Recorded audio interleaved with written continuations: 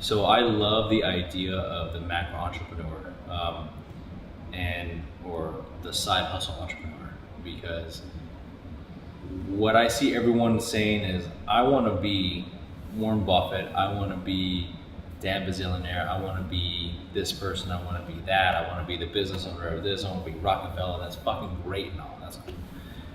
Me personally, I think I found my comfort zone is where I want to come into the small to medium sized businesses and not only have my main income, right?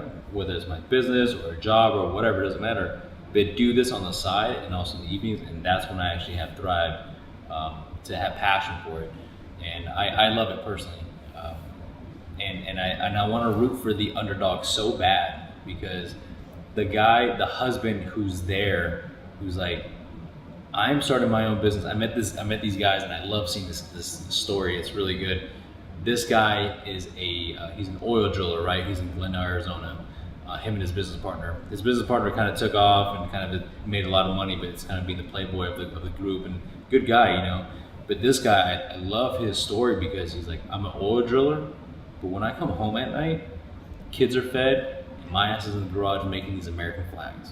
And I'm like, dude, you are gonna make millions of dollars, just not even on the fucking flags, dude, based on your story, you know. And that's what I'm really interested in seeing, is that the guy who comes home from the hard days of work, or the woman who comes home from hard days of work, is like, I'm doing this for my family. The purpose better than themselves, bigger than themselves, is driving them to be the badass fucking macro entrepreneur. Do you think you can teach that? Huh? Do you think you can teach that attitude or even that state of mind? You can incubate it, right? But I think there's a difference between teaching leadership and natural progression of the leadership, right? So these macro entrepreneurs who are like, I'm gonna come home and make it, they're doing it for a few different reasons. One, their back is against the wall probably. Two, no one's helping them.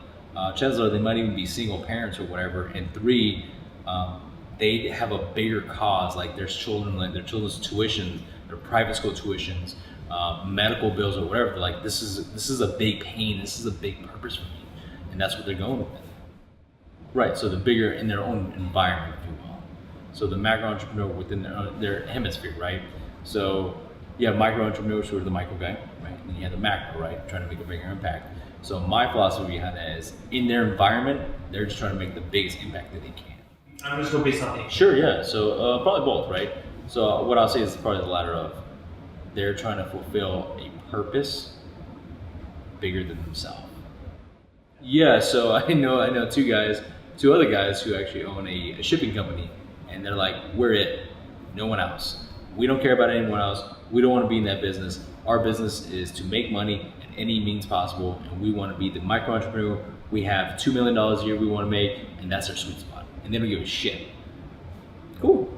You know, that's awesome. I'm happy for you. Did that answer your question? Yeah. Okay. Like I'm learned. I think I've recently, the last 3 or 4 years, I've learned to appreciate that now. Instead of, I think one of the bigger downfalls of myself was I would show up to people's businesses and be like, this is fucking bullshit. Let me dispel this. And I realized, I'm like, who the fuck am I to tell anybody about their fucking business? You know, like. Make you happy? Yes. All right. Yeah. Okay. Cool. If you make $200K a year, great, no problem. If you're making $2 million a year, great, no problem. Who the fuck am I? I don't pay your bills. So at the end of the day, I mean, As a consultant or as one of your clients, you know, I don't know if consultant is the exact right word. advisory. Advisory.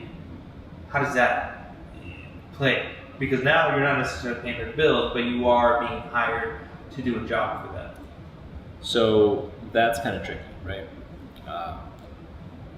If I'm brought onto a business, I usually have it to where I want to own the business eventually. But if I'm there to advise them, I mean, sometimes the advice falls on deaf ears, sometimes it doesn't. I think if you asked me that question 2 or 3 years ago, it would have been some shitty answer of like, just do what I say. But now I'm like, all right, well, what's the best interest for you and your business? Those two might conflict, whether it's the best interest for the person in the business. But at the end of the day, I mean, it's not going to be my business. You're hiring me for my expertise, and you're hiring me for my advisement, and I'm going to give you what I got.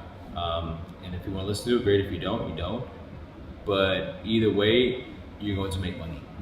So if that's the principle of it all. But if you want to achieve being the best American flag producer in the fucking United States and you're not making a dime, fuck, I'll help you do that too, man.